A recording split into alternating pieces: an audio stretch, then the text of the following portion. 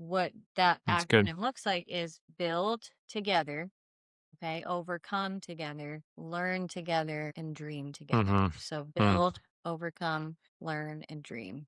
I feel like that's a Yeah. foundation. It's a model that we follow, and we Mm-hmm. follow it without even realizing it. Hey, welcome to the podcast today. We are going to be talking about what does it mean to have a bold marriage, right? And maybe just to start, and you kind of came up with this acronym, and which is not like us. We're not trying to make acronyms for any of our podcasts. And what's funny is, despite the fact that our website, we wrote a book, the podcast is called The Bold Marriage, that actually doesn't have anything to do with this acronym, right? No, yeah, the acronym came after, and it just fits so well. It does. Yeah. Yeah. So enough about that, but we feel like the word bold in general, just kind of why we chose that word to define like what we're trying to do here is the word bold is uplifting. It's encouraging. It's empowering, right? What was the word you used earlier? Enlightening. Think of bold, it's like something that makes an impact. Yeah. Like marriage, we really want to have one that makes a difference, makes an impact, not only in our lives and our children's lives, but in the people around us. So, no, that's good. Yeah. Yeah. So that's a little bit of the background there. But today we're going to unpack what does a bold marriage look like, how you can have a bold marriage. And we've got, 4 defining words for each of the letters. Why don't you, I know you had like kind of a quick story about the spiritual aspect of it. when I think of when you get married, it's two individuals coming together.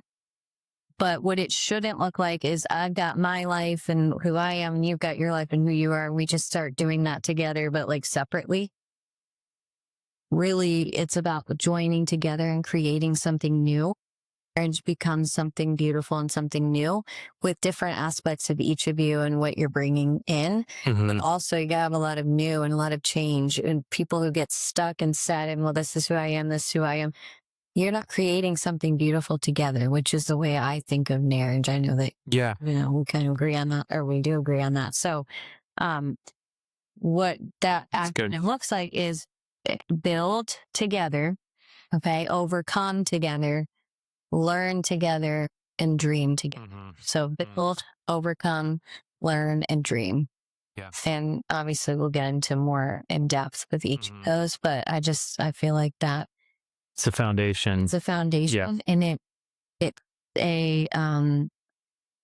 it's a model that we follow. Follow it without even realizing it until I kind of was able to put words and thoughts to it. Like, oh, that's what we've done, and it works so incredibly well. So that's good. Well, and I think one thing before we move on that you have in our notes here is Mark 10:8-9. Which talked exactly to what you talked about two individuals coming together, and the two shall become one flesh. So they are no longer two, but one. Therefore, what God has joined together, let no one separate. And I just love that verse. And it really talks to exactly what you said at the start. Yeah. It's that picture of, I'm no longer just me, and you're no longer just you. Like, you're one now. Right. Doesn't mean you do not still have unique individuality. That's your name. Become, lose your identity. Another and all that. But it's joining to create something new together. That's good. Okay, so build. Maybe I'll start this. I'll kick off with this one. So build together. The first portion of this, really anchored on Proverbs 24:3. By wisdom, a house is built, and by understanding it is established. I love that verse. Yeah. Especially those that have children. The rest of it is something to the effect of, its rooms are filled with many rare and beautiful treasures, which could certainly be a reference to your children, your family. So yeah, that's a great verse out of Proverbs. But, you kind of talked about, it's not two lives running parallel to one another. It's two lives coming together. So that the identity that you each have is still intact, right? As individuals, you are who you are and I am who I am, but you don't just stay, cohabiting roommates. You build a life together, and that's kind of what doing this from the beginning. Whether you've been married 10 years and you're picking this up 20 years, or you're in the sooner you make this your focus, the better. Because so many people we've heard that. I mean, everybody in the world has heard the idea, oh, we're like roommates. Yeah, that's horrible. or like Right. two ships passing in the night. Those people did not build a marriage together, Right. not do what we're talking about here. And so this will help you steer very clear of that scenario. And then you're also not just smashing your lives together either at the same time, like your habits, your expectations, traditions, maybe even like living styles. And again, that could vary from whether you're a newlywed or if you've been married for a long time and you're listening to this, you may be able to relate to that comment. But what I really like, and you did a lot of the work on this outline here, but building, what does it mean to build together? Like, maybe let's talk about that. I'll kind of share the first part here is like seeking God's wisdom as a couple. So that could be praying together. It could be how you serve. It could be how you really are pursuing God. You have to do that together, right? Yeah. And I think even with that point, what does God want for your marriage? If you're not asking him, and you're not seeking him, you might not, well, not might, you're not going to know. There's going to be things that are easy to figure out on your own, but he's got a deeper desire for your marriage. You find those things through seeking him specifically. Is there anything we could do differently or anything that you've envisioned for our marriage that isn't already happening that we could make some changes or, Right. And I think that goes back to the verse. By wisdom, the house is built, by understanding is established, like seeking God and his wisdom. And then making decisions together. When you're on your own, Good. making all decisions for yourself, because that's how it is. You're just by yourself. Right. When you come together, you can't do that anymore. You have to make life decisions in light of now I have this partner. Opinion is just as valuable as mine. So learning how to decide and make decisions together, whether that's about your time spent, your money, which is a big one, the traditions that you create or uphold. If you bring some into your marriage that you love, you might start doing that together. Your family involvement. One, like that might not look the way it did when you were single, when you were on your own. Right. You're going to have to change things to accommodate this new relationship or again, we're talking about like starting from scratch, but maybe you've already been married 20 years. And you just made all your decisions on your own. That's going to have to change if you want what we're talking about. What do you think, maybe like question on that for the listeners, like what do you think is a pitfall here with this one?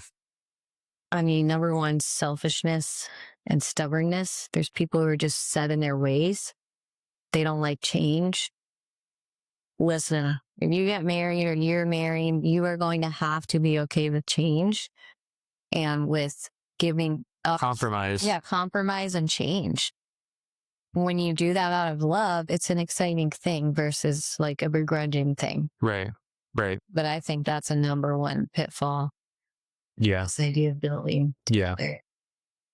Yeah, I agree. And I think, some of the other ones that you already touched on, like, especially when you're getting your marriage established, like, I do think, I guess I have two thoughts here. When you're getting your marriage established and you're first married or even engaged, I think you have like one significant inflection point, right? Where you have to have the tough conversations. You have to figure out, like you talked about, how are we going to manage our money? What are your thoughts on saving, investing, giving, traditions with family, how you do things, how you're going to parent your kids? Like, there's a lot of foundational discussions that you have to have like very early on.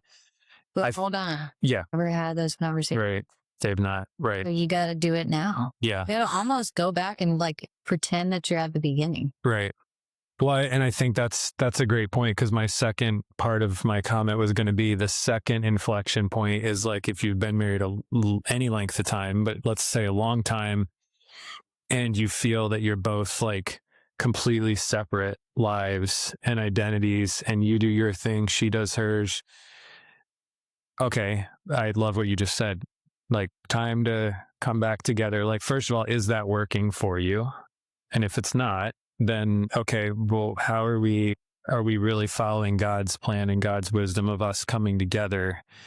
That's a good and living out. Sure, there's people that would say, "Oh, we like it this way. We're fine." Okay, if that's working for you. I don't think that's God's plan. That's my opinion. I think the Bible lines up with that. Like what we've already talked about, but that's okay if you're happy and content. And I would argue maybe you feel that way. Maybe you think you're both happy and content, but maybe your partner's not. Right. And maybe they've just kind of given into all of your desires and your decision making, and they are a shell of who they should be, and they're dying inside. Yeah. You think That's good. you're No, happy. you're so right. It's worth finding out, is this really working? And I think one of the other things that we touched on when we talked about this topic in the past is like complimenting one another. You know, you bring so many strengths to me and our family and our marriage, and I like to think I do the same. So it's like, to those that are, hey, like we're just two, you know, on two parallel tracks, but it works for us. Well, I mean, are you really complimenting one another? Because that's the purpose. One of the purposes of marriage is that you come together. There's strength in unity, not in disunity. And one could make the case, like if you're both kind of going down your own track, and maybe you're just living together, really is, you know, there's the point you're really missing out. Yeah, I agree completely. I would say, and I want to share a quick story, but I would say I've heard that a lot. It's couples that I've worked with. There's always so many differences in them, but they make such sense. Like, God is so amazing. Like, I think of the things you and I are different in, the way that works so well together, because you make up for my struggles and weaknesses, and I do the same Yeah, for you. for sure. You know, this with one of our kids who for years, I mean, acted like they were dying trying to ride a bike. So legit. Oh, yes. Not, I think that was all of them.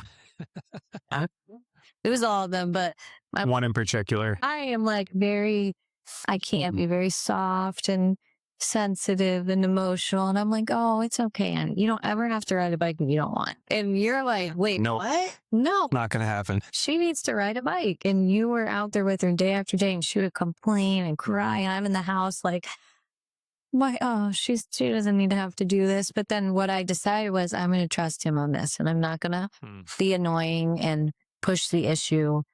And Just let it play out. that kid started riding her bike. It could get me emotional thinking about it. She was so proud and so excited. And now she rides her bike all over. But I remember her saying to you, Daddy, thank you so much for not letting me quit, and for helping me, and for pushing me to get to do this, because I'm so happy that I can ride a bike now. All of that. I was like, okay.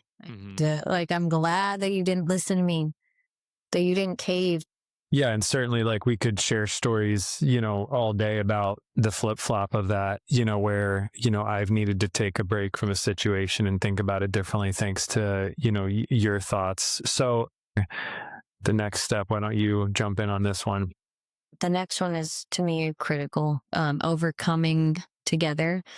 If we look at God's word, Galatians 6:2, which is a verse that I just love so much, bear one another's burdens, and so fulfill the law of Christ. So God is calling us to bear one another's burdens, and to be there for each other in struggle. And a bold marriage requires vulnerability and support. You got to let your spouse in. Yeah. You can't keep your struggles to yourself. That's good. And I think I like what you have here, just glancing at the outline, where one partner shares the burden but doesn't have a lot of support. And then the flip side of that would be, and I can't help but think as I'm going to continue here, like there are obviously like hardcore gender stereotypes here, and we'll share that a little about us a little bit in that topic. But the other scenario would be that one spouse just refuses to open up, and by doing that, they shut the other out. And I think maybe just to comment here, this is very obviously, I would argue, like not trying to put people in a box, but certainly the spouse that shares burdens but doesn't receive support, I can't help but think that that's probably more common with wives. And then a spouse refusing to open up and shutting the other out, probably more of a male trait. And there's always outliers, but yes. Yeah. Cool pattern that human beings, for sure, based on male, female, that just God made us that. Yeah. So. And don't you think that this is like, I want to definitely be careful of how we even talk about this, but this is so hyper personal. you can't try to force people to do what you want or to be who you want them to be. And that could be a topic we'll definitely unpack another time. But in terms of overcome together, like what does that actually mean? I like how you described it here. It means sharing openly and honestly about your fears, your pains, your struggles. And again, that could be relative to however you're interpreting that. And then asking your spouse for what they need similarly, right? How can I support you? What can I be praying for you about? Maybe you jump in. What can I do to help? Yeah. And then, but on the flip side, the other partner saying, hey, here's what I need. Mm-hmm. You gotta be willing to give it if it's reasonable. Yeah. Well, I think I'll just to comment from even like a husband's perspective, I'm definitely the stereotype on this. My predisposition is for sure to just kind of bury things and handle my business, so to speak.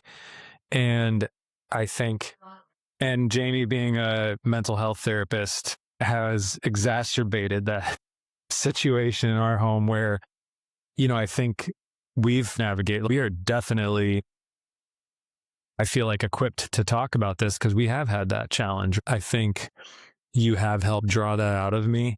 And then I've learned wisdom and discernment through that because, okay, what should I share with my wife that really needs to come out and she would want to know about and she can pray for me? Kind of a thought that's coming to my mind about that. I think some men, and again, it could be either or. Yeah. Some men struggle with wanting to share honestly about what they're going through and their struggles because they don't want to seem weak to their wife. 100%. Well, and I've heard this many times. I don't want her to worry. Well, I need to be strong for her. And I need her to know that everything's okay. That's just not the truth. I understand it. I see where you're coming from. And you verbalized that before to me. But the reality is God created us to bear one another's burdens, male and female. And when you let your wife in and you say, hey, here's what I'm going through, she feels connected to you. And she can then offer attunement, support, love, compassion, things that she longs to offer her husband. And then there's this mutual connection. If she's really being godly in the sense of, because that's an underlying foundation here. Yeah, it is. To be willing to offer the support and the connection and the help and the love when your partner's sharing on both sides, and then be willing to give it also. Right. That's good. And one other thing before we move on, some people get frustrated. Like, oh, I share openly all the time. Why doesn't he? I shouldn't have to ask him. Well, we all have struggles. So that's probably not fair. When I were first married in the beginning, your desire was to just, if you're having a hard day at work or you're bothered by something, you're just going to hold it in. But I could tell.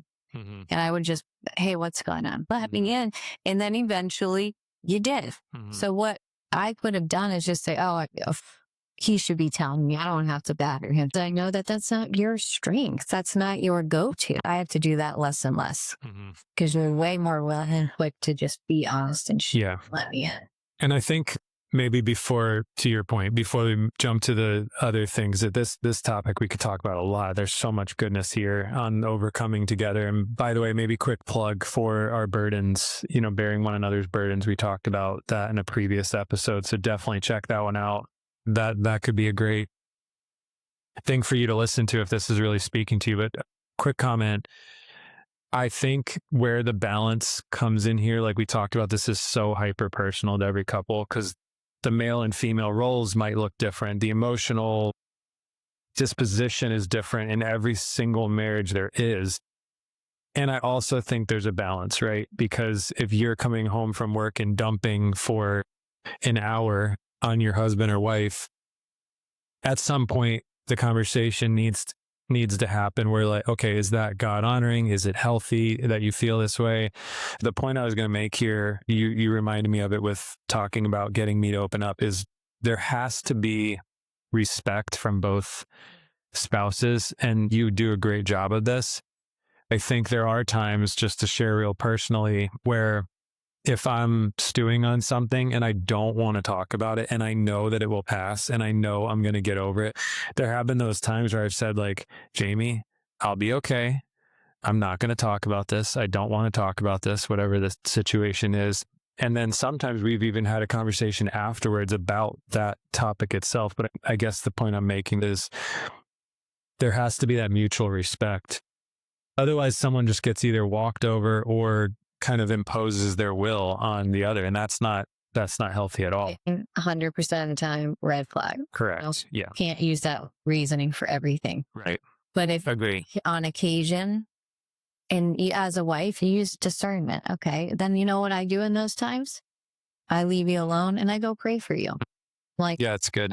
I even will ask the Lord, how does he need me to pray for him? And I just let the Holy Spirit reveal it. And maybe I don't know the specifics of what's bothering you, but I just come to God's showing me, here's what he needs right now. And sometimes it's like, I wouldn't have thought of praying that for him, but God shows me just a little bit what you need. Or even that's a good point. Like I could just do a better job of sharing, like I'm just dealing with some stuff in whatever area and you could just be praying for me. Or just, that's what it is. Let me be kind of thing. So we'll move on to the next one. One final thought here, because I like what you said about if you're just venting and spilling. Yeah. There can be where you go into the realm of negativity and you don't ever resolve or get through the things. Well, that's a deeper issue. Right. I think we talk more about that in our other episode, but yeah, our emotions are essentially your responsibility. This is about letting your spouse in, them knowing what's going on for deeper connection and oneness and attunement. But you can't expect your partner, like I can't expect you to fix all my difficulties and like put that on you. I have to also do my part in getting myself figured out and what's going on. Yeah. So it's not like a dependence thing where. Yeah. So the next one in the bold acronym, learn together. And I love this one because I feel like we really try to embody this. I know I've got a lot to learn here, pun intended, but I think a couple that stops learning together and trying to develop and improve and get better and get to know each other better and their strengths and weaknesses. And this could like really parlay into a lot of different things. You could talk about like learning as in, you know, fitness, your fitness journey or dieting and exercise. It could be related to experiencing the world in a different way, right? Like going and having adventures together. It could be businesses that you want to start together. I love this topic. And those of you that are parents, obviously raising your children, you're seeing the learning aspect like front and center because that's what kids spend their lives doing. But maybe, you know, I'd love for you to unpack this a little bit too. Like, what does that mean to you in a marriage to learn together? I just think when you're open to learning individually and together, you're always growing. You're always changing. Yeah. It's not like you're striving and seeking and all of that and you're not content. Like you're content. You're just curious about the world and excited to learn new things together. And like you said, take it on board like the self-help piece, like I'm learning about you and I'm learning about myself so that we can be better together. Yeah. And then on the other side of things, like I just want to grow and excite. That's an exciting part of life is you and I like, oh, let's learn Spanish. Let's do it together and let's talk to each other. And it's really funny. We actually do that, but let's cook these new meals together that we've never made. Yeah. Traveling. Stay stagnant. Yeah. For more than one reason. Like you want to be growing and improving and just becoming all that God created you to be. It's almost like even his refinement. Think of that. Like he's all about learning, helping us learn and grow, develop, makes you better, makes your marriage better. Well, I like that you said the word stagnant because what comes to me and this, I won't mince words here. Like there is definitely a cultural stereotype that marriage is boring and it's antiquated. And we are tackling this like head on in the whole like purpose behind the podcast to begin with. But we talk about it in our book. We talked about it in our intro episode. If you haven't checked that out, really tease up what we're about. But I believe very firmly that like we've got to reverse the tide on the fact that marriage is boring. It's something that people did decades ago. Those that stay married are probably going to get divorced. It's miserable. It's a bad relationship. It doesn't make sense in modern times. Like, anyway, you get the point, all these things. But one of the roots of it is like pure boredom. Like single people probably picture like an old couple sitting on opposite ends of the sofa looking miserable. And I think eating a TV dinner. right. I think learning together in the way that you just described it, that is a critical part of helping you reject boredom. And one thing like we didn't get into is like fun. And that's a whole topic. Like, are you having fun together? But maybe like a bit of a stretch, but that can kind of weave in here too, is like, what fun memories are you creating where you're retraining and remapping your brain to experience new things? And one other topic, spiritual learning. Like, are you guys, you and your partner, your spouse, are you up leveling yourselves even spiritually? Like, if that's important to you, which we hope it is, and if it's not, we're glad you're here anyway, listening. But I think, are you developing each other spiritually? Is your prayer life getting deeper with God? Are you? Love that you said deeper, because I don't think it's because I've met so many people, man, who are like, they've done every Bible study you could name. They've learned everything about the Bible, but their life's kind of blah. And their marriage too, right? Learning is important, but acting on what you learn. Yeah, that's good. More important. I've even met people who they've like 6 different degrees. They don't use any of it. So like learning just to learn is not really that good. That's good. Yeah. To make change. Yeah. To experience new things. And with like your spouse and your children, if you ever feel like, oh, I got it all figured out, that's going to hurt you. And like even learning from your children, that shows them they're valuable, that they have good thoughts and opinions. You allow them to teach you something new. It's amazing, And yeah, you're right. That experience a lot with all 3 of our kids. Right. So, do you want to take the next one? Yeah. So this one kind of is, it's kind of like the climax of everything. Yeah. That's good. When you're building together and you're overcoming together and you're learning together, that's when you can get to this point. I like that. Otherwise. And that is to dream together. So dreaming together with purpose. What do we want our lives to be? What do we want our marriage to be? What is almost like that mission statement or goal, this greater purpose versus just getting through each day and doing your basic things. This is like dreaming big. Yeah. I don't know. Yeah. Now you're really big on that. And God brings a couple together with divine purpose. Not all couples walk in their divine purpose, but I believe, and we both believe that God has a divine purpose for something greater. Yeah. It's just many people miss out on it because they never pursue it. Yeah. So it's a matter of like believing that truth that God has a divine purpose. And let's dream about what that is and seek Him about what that is and walk it out. Yeah. No, I love that. I love everything you said. What does God want to accomplish in our marriage? Kind of like the underlying thing you're talking about. I like also the idea of goal setting here a bit. And one thing we've talked about a lot in the past, this is also each of you individually too. And then how those individual lives, your individual goals, your individual dreams, how that weaves together. Because I think you have got to, it should go without saying, but unfortunately it doesn't.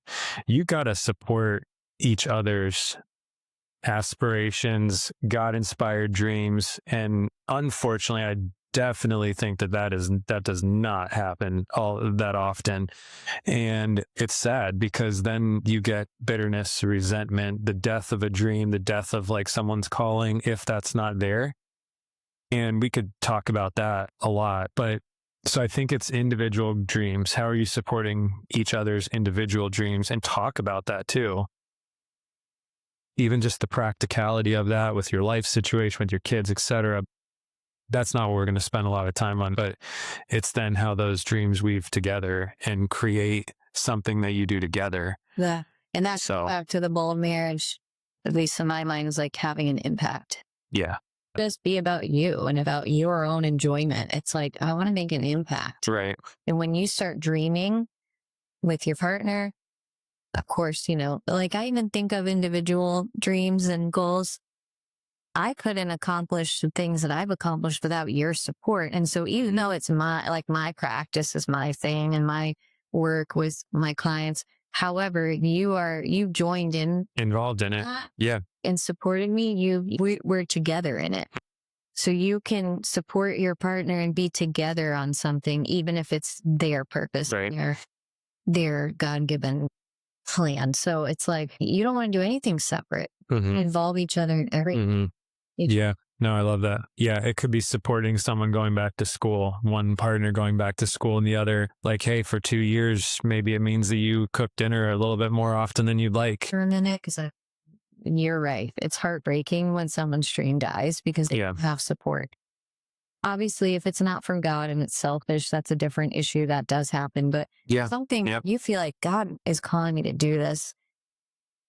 Be challenged to ask yourself, am I killing my partner's dream? God-given dream. Is there a dream that my partner has that I have not supported them in? And figure out, what can I do about that? Yeah. Yeah. For listening, like, I'll want to change that. Yeah. I really think the takeaway we want for this dream together section is it's while yes, the individual dreams, which we've both spent a lot of time talking about there for a few minutes, but it's the together part of it. It's what are you wanting your marriage to be about? How do you want to show up for others? How do you want to show up to the community that's around you, to your kids? Like, what do you want them to see and observe and model, and figure out what that is for you? Almost like thinking like legacy planning type of a deal.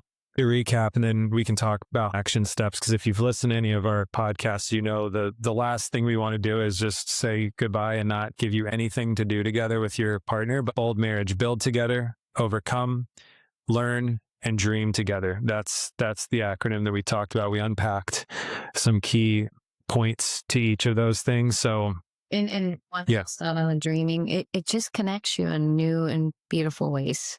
So your takeaway, talk through this framework. Go back through the bold marriage acronym: build, overcome, learn, dream, talk about it together. And I would challenge you to think about, where do you and your partner excel? Like, where do you each feel like you do a good job? And then where do you think there's improvements that need to be made? And how can you get started? Like, this doesn't need to be a mural on your wall or anything like that, or even something you write down, but it's just something that's really helped us. And I think could help a lot of marriages to just think through those things. And then maybe I love what you have here at the end. Set aside time to pray, and really specifically maybe pray about a couple dreams that you believe God has put in each of your hearts about your marriage. And I think the thing we want to encourage the most is like conversation about this topic. So really make that a point. Yeah. And just challenge yourself. Like, always be willing to challenge yourself. Yeah. If you're the one who's like, I never share with my wife how I'm feeling, all right, one time this week, I'm going to let her in. Yeah. I'm going to let her in. It's going to be hard, but I can do it. And I'm going to ask God for help. Yeah. Or, I'm so closed off to change. And that's hurting my husband, because he would love it. That's such a good point. So I'm going to say, what's one thing I could do this week that challenges me in that area? And in each of the 4 topics. Yeah. Struggle with, and what do you need to do to challenge yourself? Yeah. Because this will make such a beautiful impact if that's good. Do it. So thanks for tuning in this week. We're glad you're here. Would love to get your comments and feedback and questions, certainly. And we'll see you on the next one.